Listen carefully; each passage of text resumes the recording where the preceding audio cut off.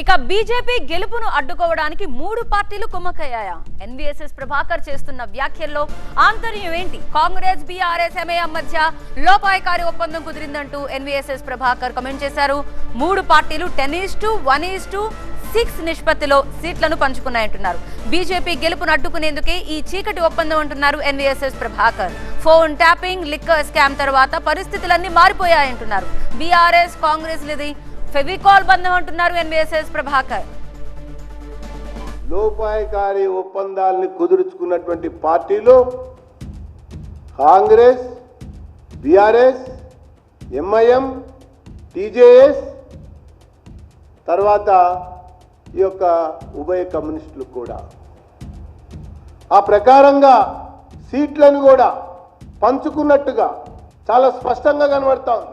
ఇప్పటికే చూస్తే ఒక చోట అభ్యర్థిని ప్రకటిస్తే బీఆర్ఎస్ ఆయనే విరమించుకుని కాంగ్రెస్ పార్టీ అభ్యర్థిగా మారాడు.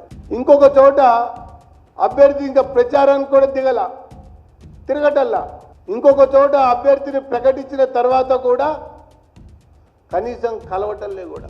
ఆ ప్రకారంగా కాంగ్రెస్, ఎంఐఎం, బీఆర్ఎస్ కలిసి ఈ 17 సీట్లని 10-1-6గా పంచుకున్నట్టుగా ఈ ప్రచార పర్వం, ప్రచార శైలి, అభ్యర్థుల పర్యటనలు, అభ్యర్థులు పట్టనట్టుగా ముట్టనట్టుగా ఆయా నియోజకవర్గాల్లో వివరిస్తూ ఉంటే చాలా స్పష్టంగా అర్థమవుతున్నటువంటి విషయం 10-1-6గా వీళ్ళు పంచుకున్నారు అన్నటువంటి లోపాయకారి ఒప్పందం స్పష్టంగా కనబడుతున్నటువంటి విషయం అని చెప్పని నేను పేర్కొంటున్నాను.